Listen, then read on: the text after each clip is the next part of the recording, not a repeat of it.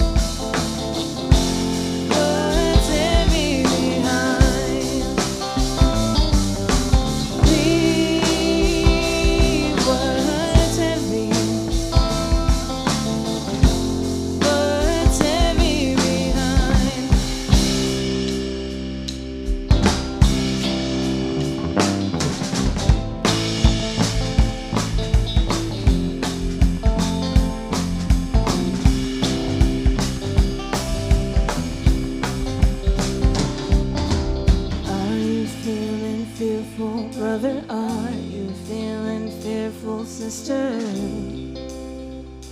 The only way to lose that fearful feeling, replace it with love that's healing. Are you feeling fearful, brother? Are you feeling fearful, sister?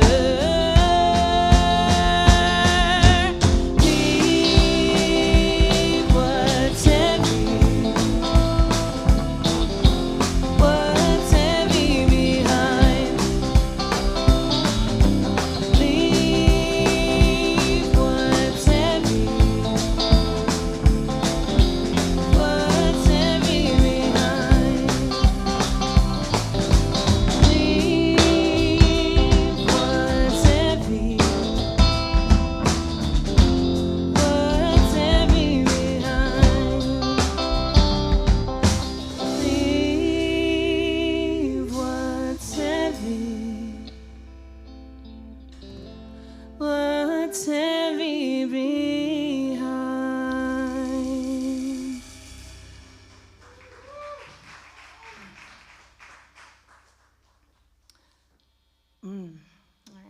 next one is called Close to Me.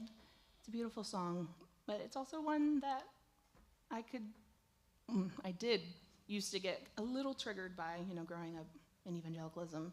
It talks about like how Jesus died to be close to us, right? And that used to be attached to a lot of shame and a lot of guilt, whatever.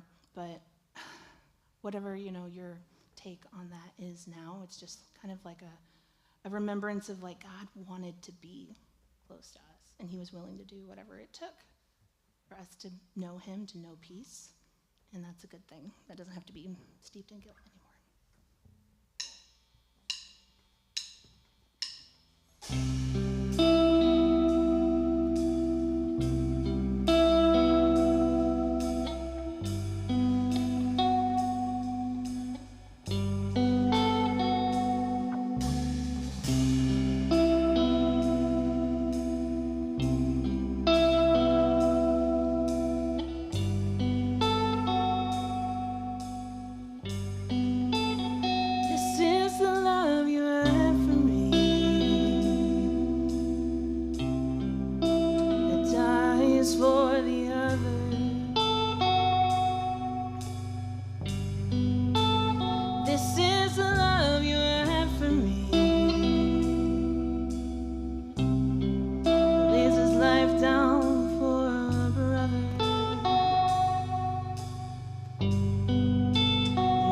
To be close to me, you died to be close to me, you died to be close to me, you just wanna be close to me. This is the love you have.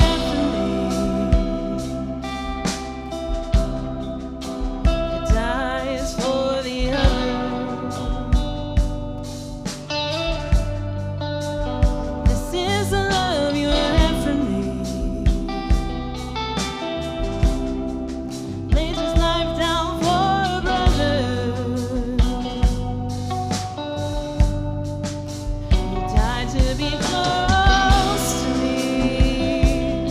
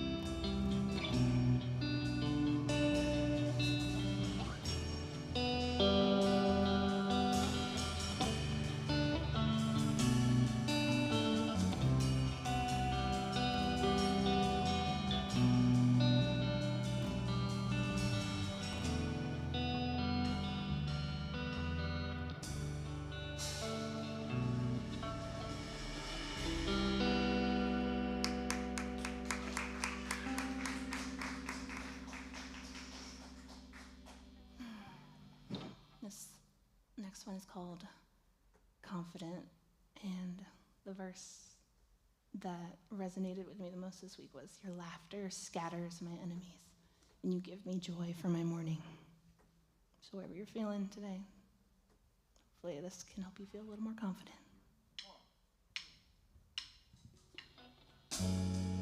You're always moving in the unseen.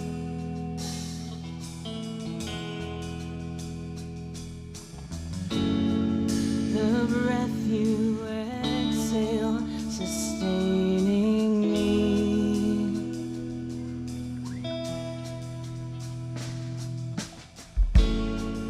Before I call, you know my need.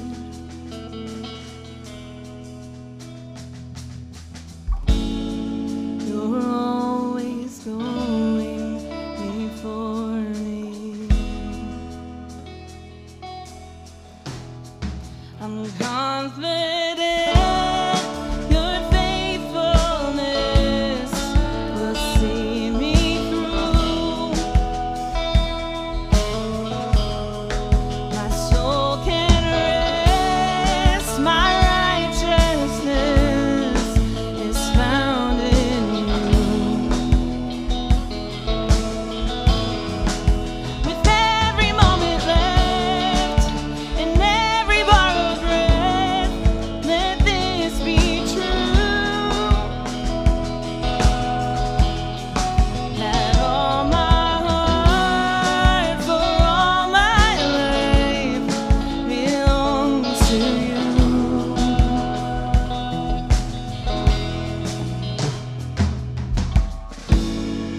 Your laughter scatters my enemies.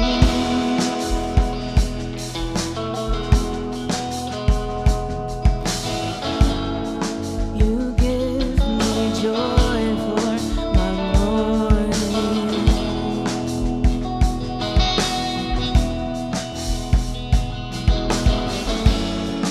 You lift my head so I can see.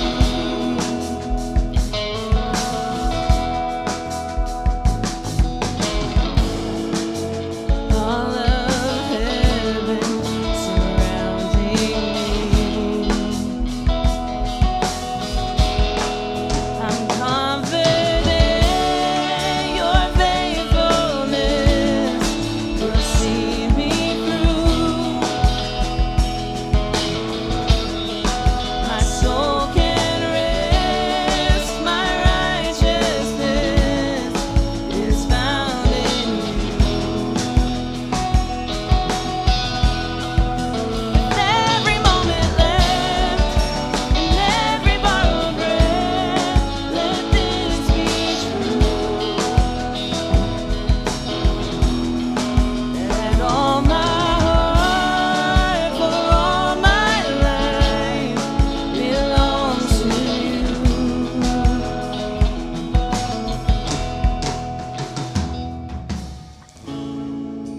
I won't win this battle with the strength in my own hands.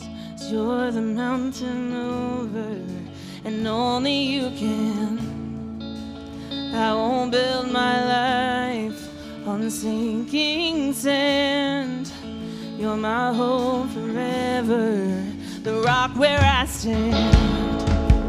I won't win this battle with the strength in my own hands. 'Cause you're the mountain mover, and only you can. I won't build my life on sinking sand. You're my hope forever, the rock where I stand. The rock where I stand. Oh,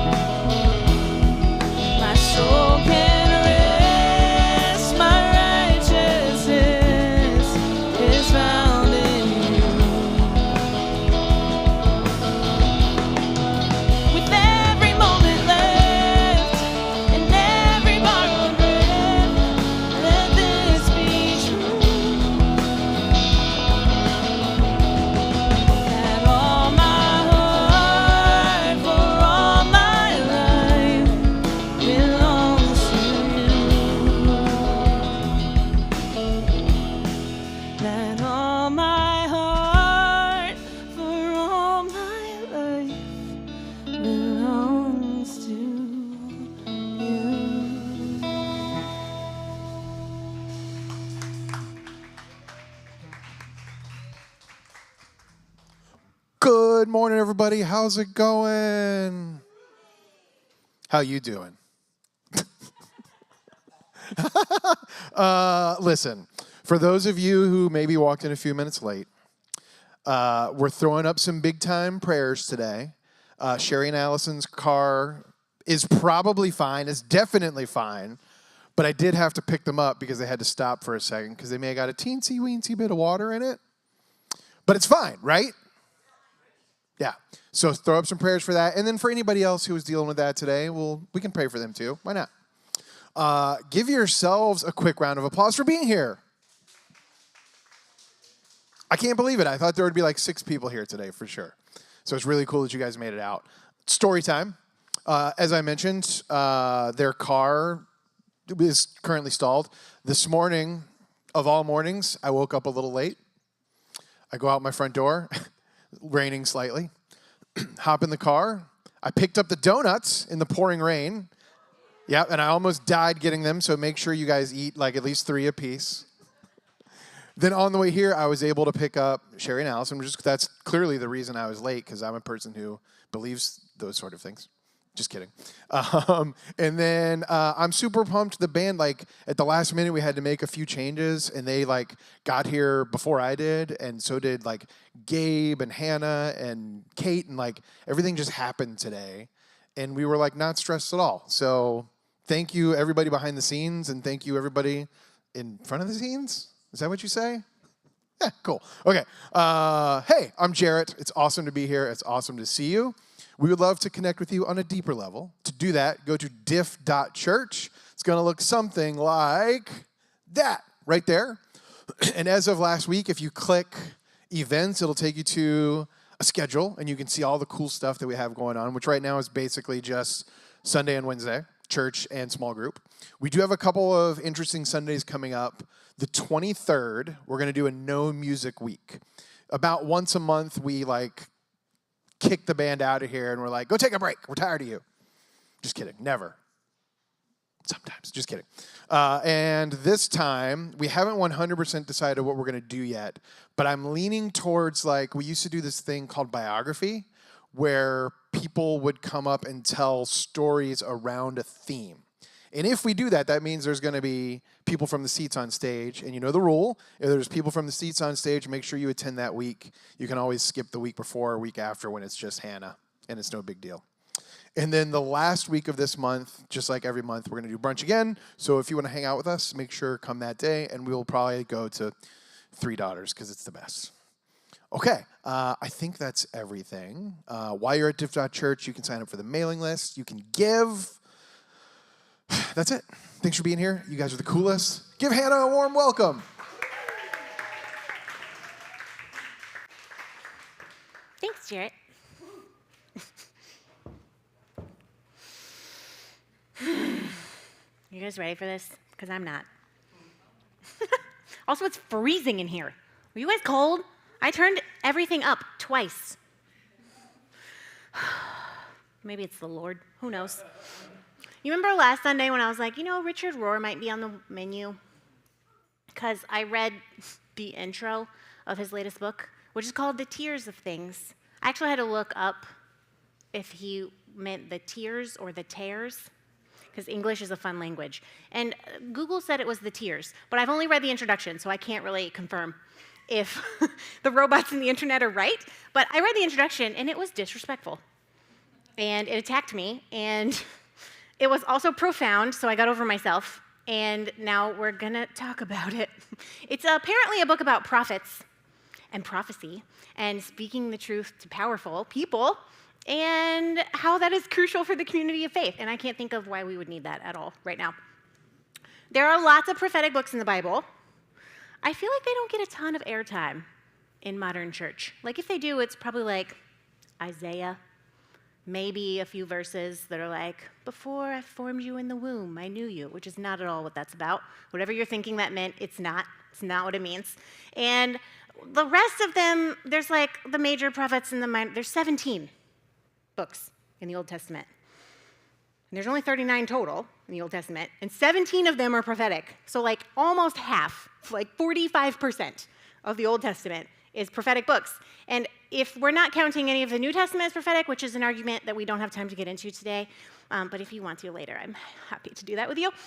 Like a quarter of the entire Bible is prophetic books, which means it's kind of important, but they're confusing and emotional, and they rely on metaphors that we don't really use in our society, and they're often full of like violence and wrongdoing and punishment for sin. And so we treat them a little bit like we treat Leviticus.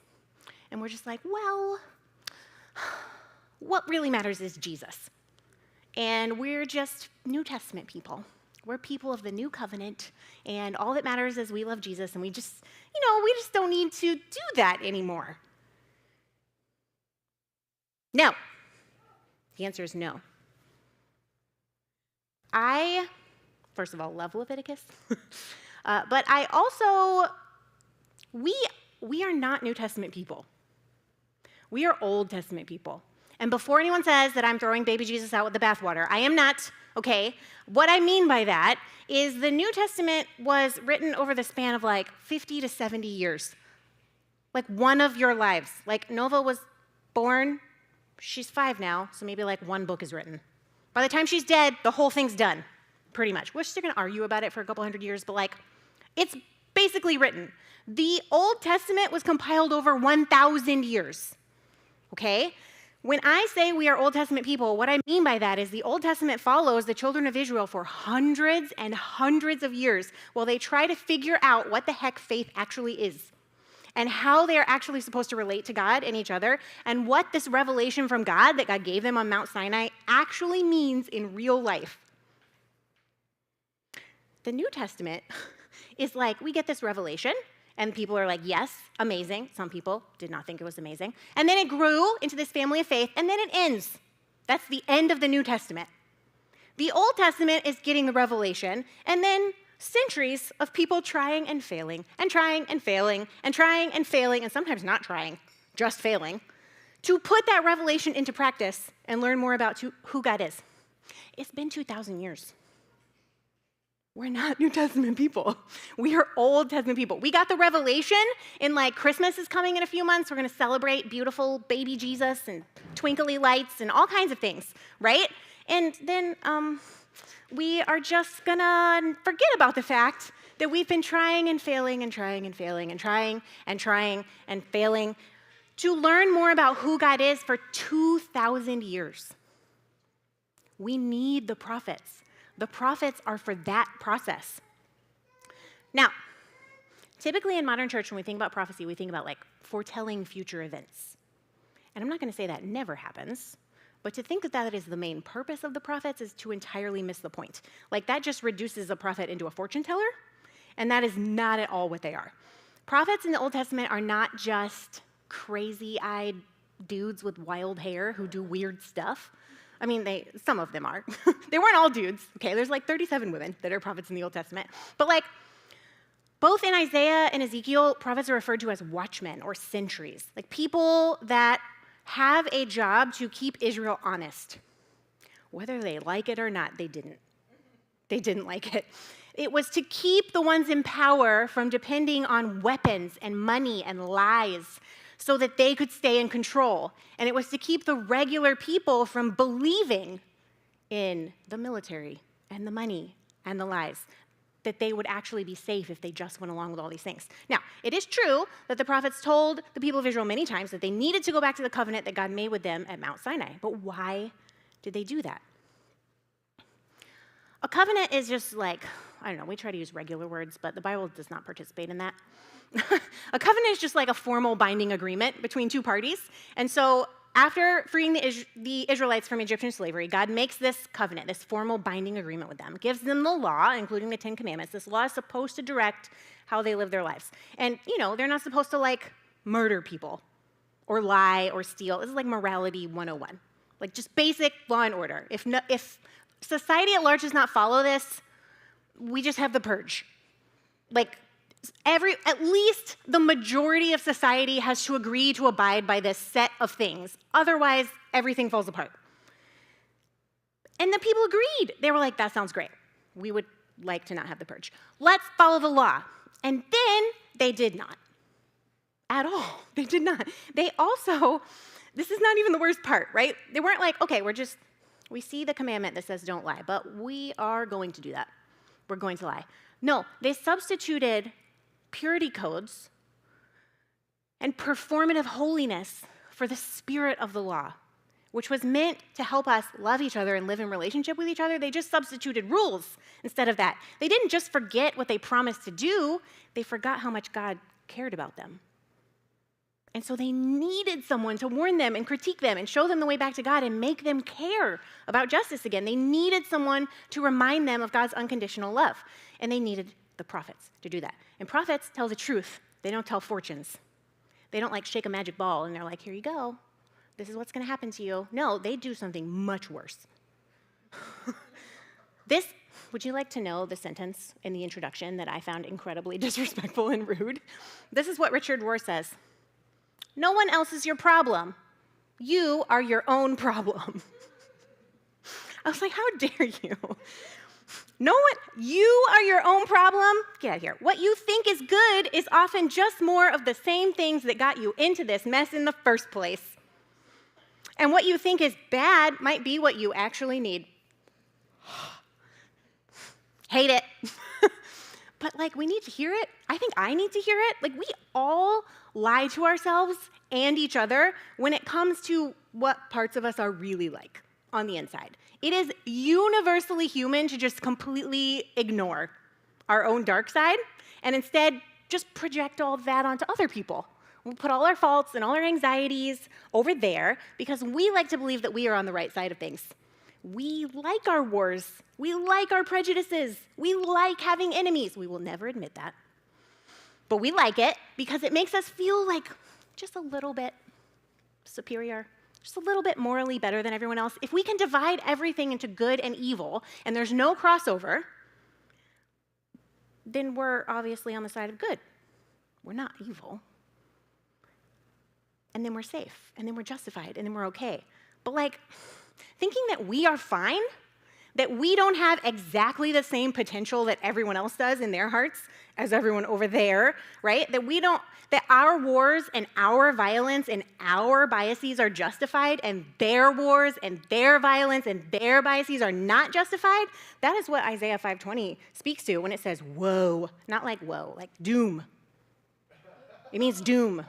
Doom to you, who call evil good and good evil, who substitute darkness for light and light for darkness. When we project all of our fears and our faults onto those people over there that are the real problem, we're doing what in the Old Testament is called a scapegoat. A scapegoat is usually it was an animal in the Old Testament, but we just do this with people. We've evolved.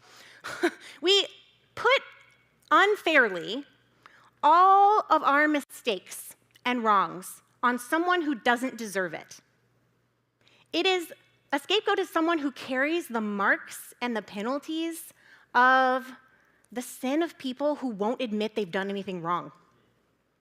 It is someone who becomes a sacrifice on the altar of our egos, and it's okay if they burn because we just know that they're worse than we are. Whatever bad is, they obviously got there first.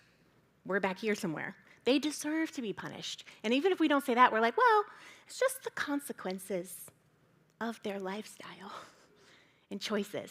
We've definitely never heard this before, right? Religion has been, maybe from the beginning, and still is very committed to making somebody or a group of somebodies a scapegoat in every generation. Why? So that the status quo can be maintained. So that the institution and the people that are part of it don't have to self-examine too much beyond the occasional confession of wrongdoing. And that's maybe the most dangerous temptation of religion. When we, and by we I mean humans, because we're the right ones, obviously.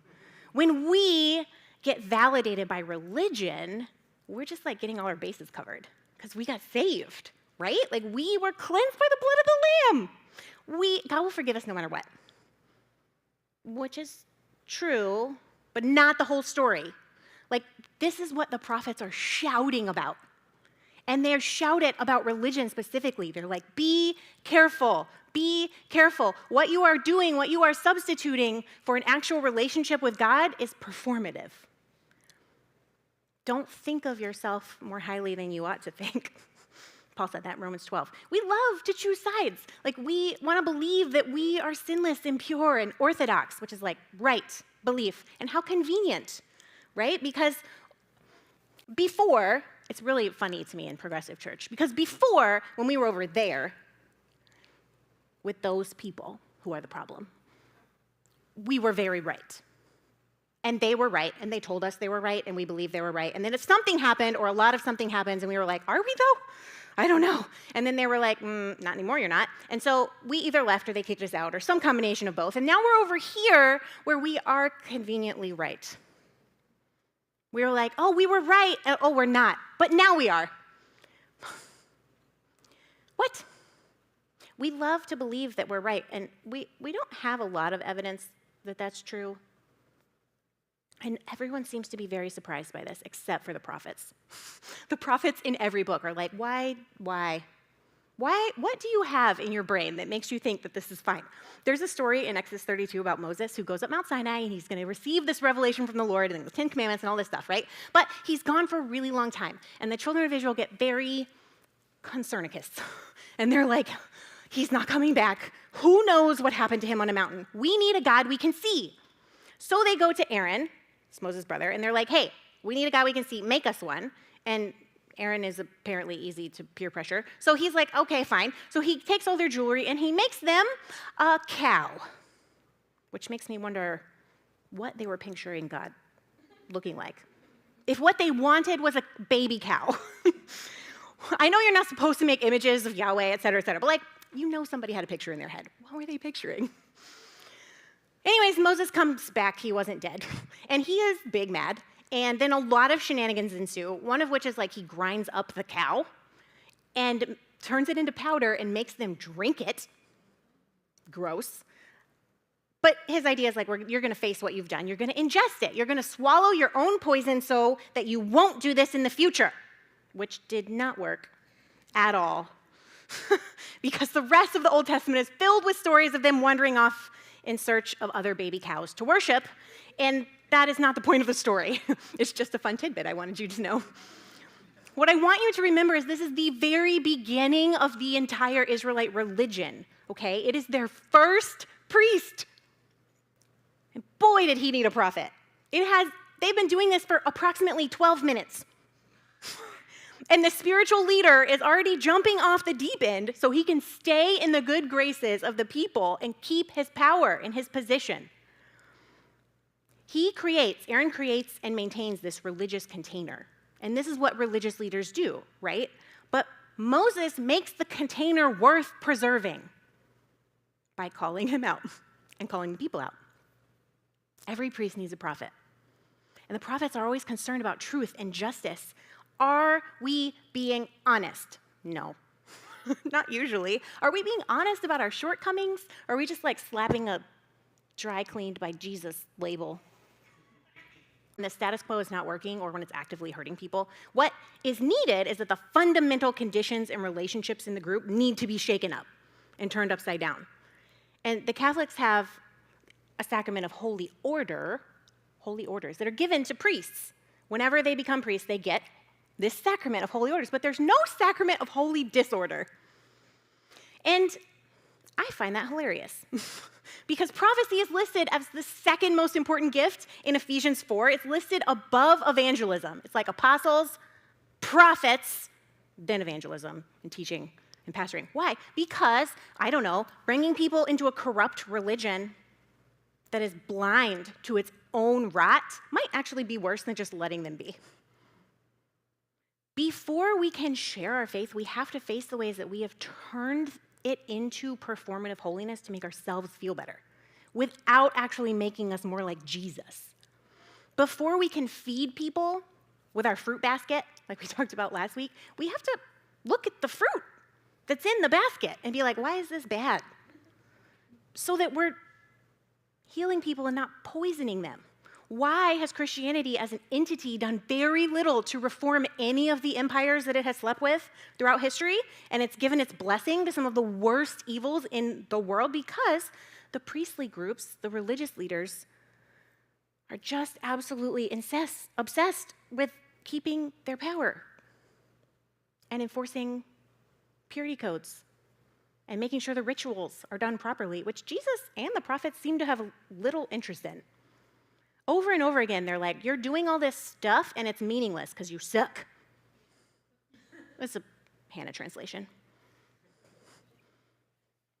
And then throughout the centuries, like humans have been obsessed with trying to transform religion and transform these institutions by using the same methods of violence and power that they use, that the nations use and the corporations use, and that's never going to produce anything different. This is just a new iteration of the same thing. If there's a bad guy, I was going to say person, but there's a bad guy, and I'm like, oh, well, that's a bad guy, I'll just bang. Okay, well, now I'm in charge. And eventually someone's going to think I'm a bad guy. And the cycle continues. This is why Jesus didn't fight back, right? And once we've killed all the prophets, it becomes very easy to just deny that any evil is even happening, or to just hide it in the ritual and rules of religion itself. Like, I don't know, the Southern Baptist Convention being founded on letting clergy and missionaries keep slaves, own slaves. That's literally the reason the Southern Baptist Convention was founded, because they wanted to own other humans. We could list 100 examples, right? But it's using the same methods. It's performative holiness. And when we hide things like that in the religion itself, in the institution, we need holy disorder. We need the prophets. We need things to be shaken up and turned inside out. And then once we've rearranged and hopefully grown and gotten closer to God, we need the prophets to still yell at us, to keep us from taking this new status quo that we've created and turning it into a new order that eventually only begins to care about itself and keeping itself afloat. That's a lot, isn't it? Well, reading the prophets can be a lot.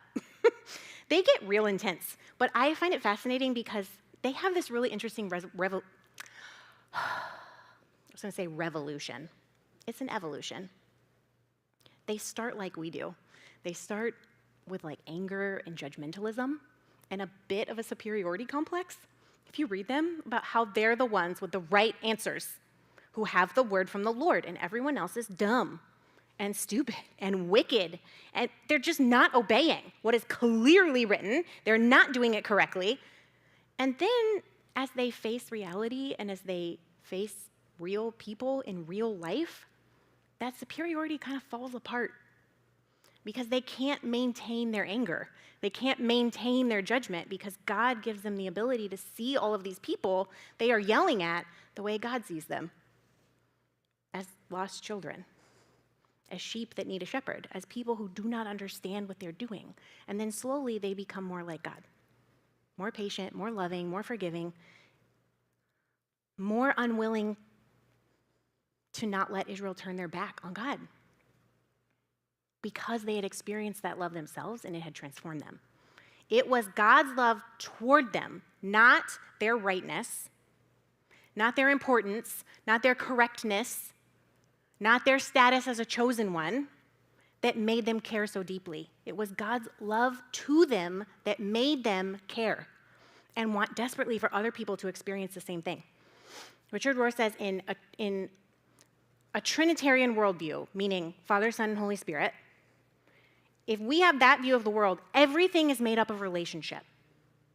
Our world is not made up of facts. It's made up of relationship. And that's true even in our bodies, right? Like our existence is made up of molecules in relationship to each other. God is made up of relationship. Our existence is relationship with God. It was initiated by God, and God is eternally committed to it, no matter what our interest is or our level of participation in it is. And the prophets repeatedly describe this as a marriage. In Hosea is a pretty exciting book. I hope we get to that sometime. Not today. We don't have time. Hosea is one of those books where I'm like, people are like, the Bible is boring. And I'm like, The Bible has a rating that should not be given to children. Hosea 2:19 says, this is God speaking, I will betroth myself to you forever. Betroth you with integrity and justice, tenderness and love. I will betroth you to myself with faithfulness, and you will come to know me. Now, know in English is not very intense, but know in Hebrew, it's the word they use for, that word is used for intimacy. Like, you know what kind. Do you know what kind? No one giggled. You know what kind I'm talking about, right? This is what the prophets are trying to do in every book. Every time they plead with us to pay attention, to stop falling for these lies that the people who are in power keep saying, that this time it's going to be different, that this time we're going to change things, that this time I will not be corrupted. Just give me all your money and vote for me. But like, I won't be corrupted by that. This time. The prophets are saying, please just look at yourself truthfully. Salvation is not the result of purity codes. It's not the result of following rules. It is not the result of being on the right side of anything.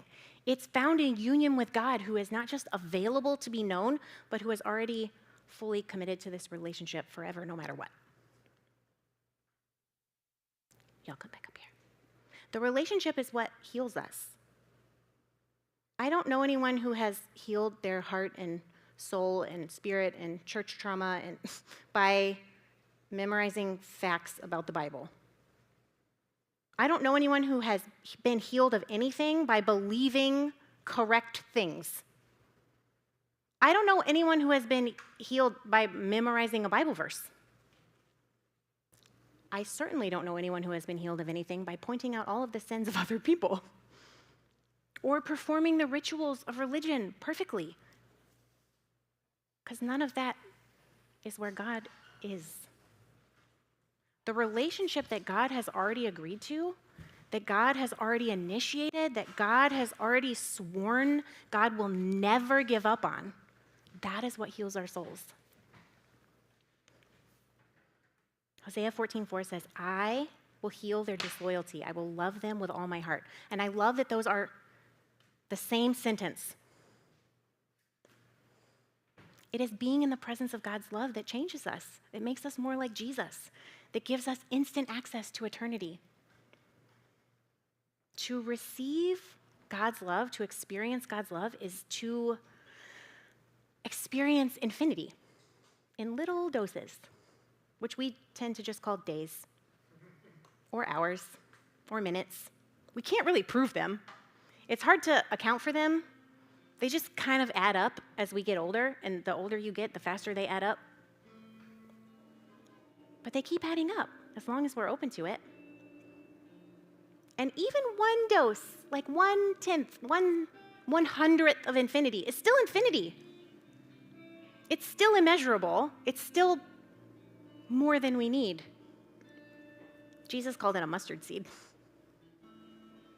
A speck of faith, a speck of wholeness.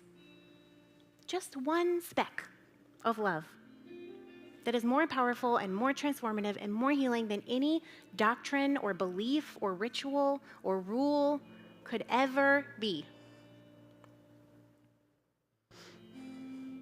I read a book one time, and it was called An Infinity of Little Hours, and it felt like it took an infinity to get through it.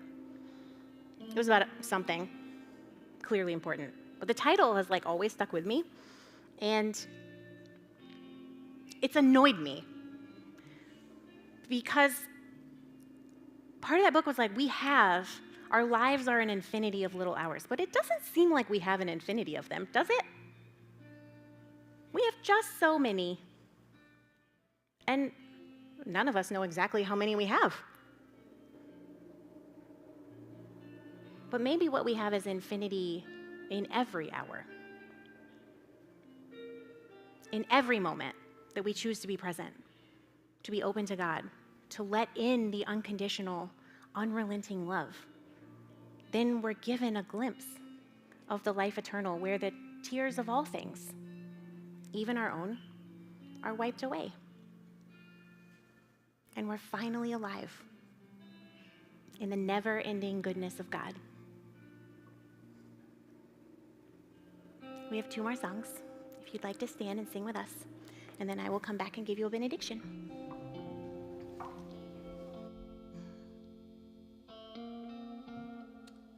So I didn't plan this, but it's funny that Anna was just talking about how the prophets were thought of as watchmen. The song is called Watching Over You, but it's from the perspective of Jesus and how he views us. And we've only done this once before. Really love this song, so let's hit it.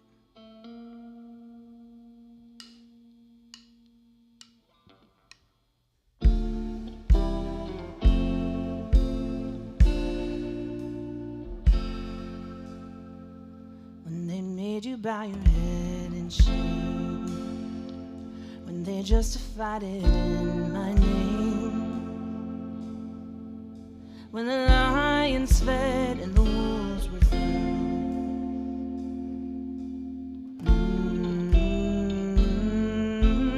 I was watching over you, and I saw the bruises on your face. Someone told you you should know your place. When you split your heart just to hide the truth.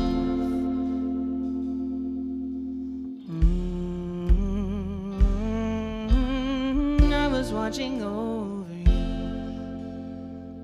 and I heard it when you called for help. Underneath the sky that fell, when you lost your way, little one, I knew.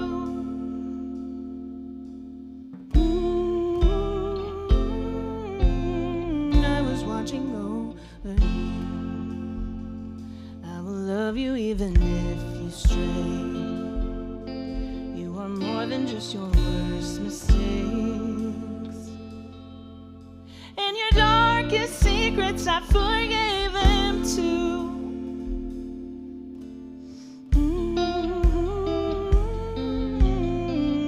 Watching over you,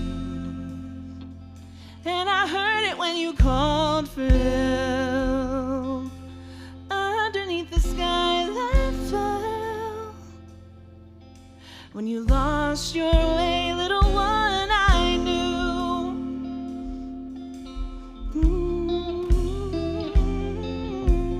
I was watching over you.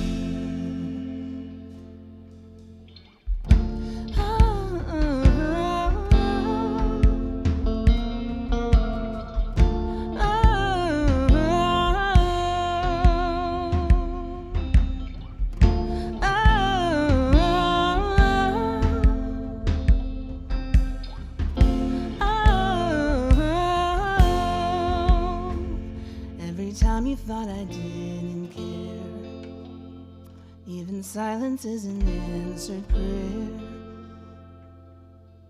Every time you wept, I was weeping too.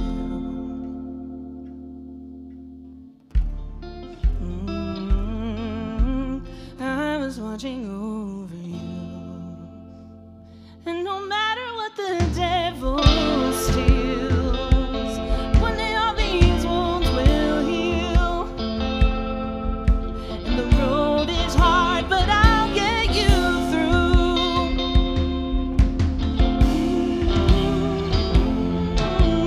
I was watching over you, and I heard it when you called for help. Underneath the sky that fell, when you lost your way, little one, I knew.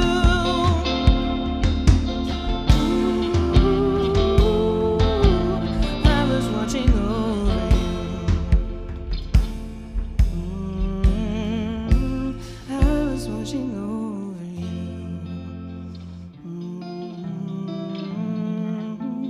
I was watching over you.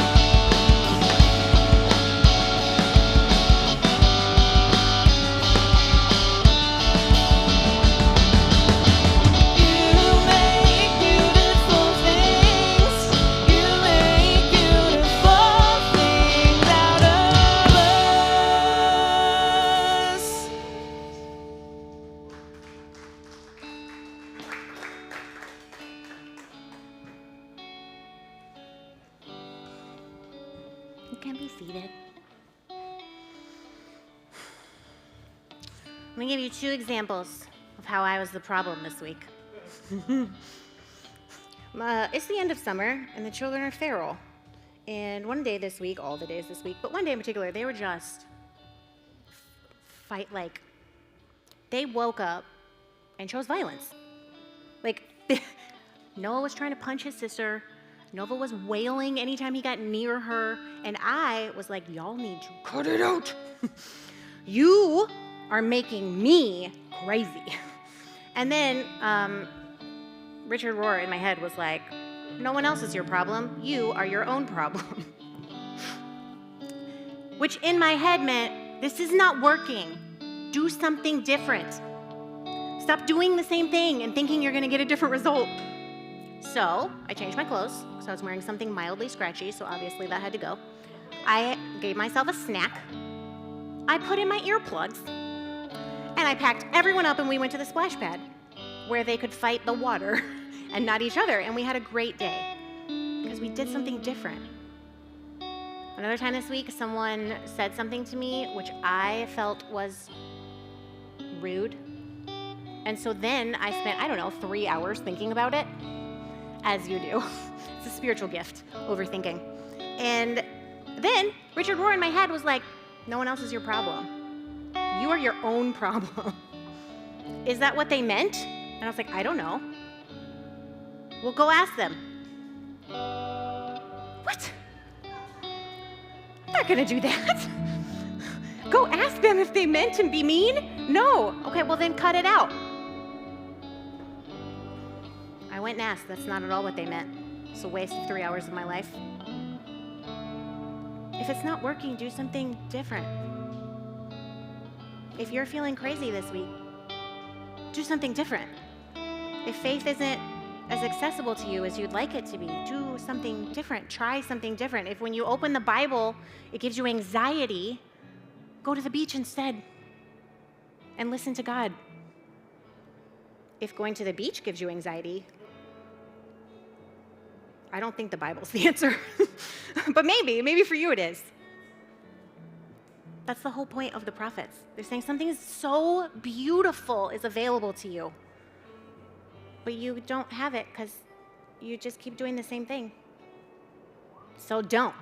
Stop it. I don't know.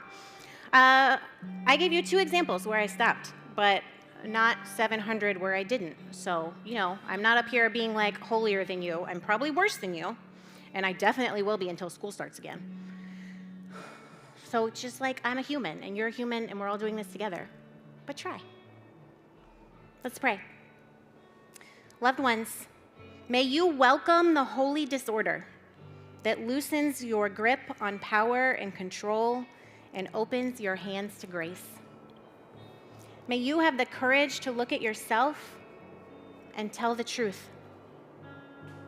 And may the God who has already chosen you, already loved you, already given you infinity in every moment, heal all your fears, soften your judgments, and fill your life with unending grace. Amen. I'd say bye, but it's pouring, so I guess you should hang out.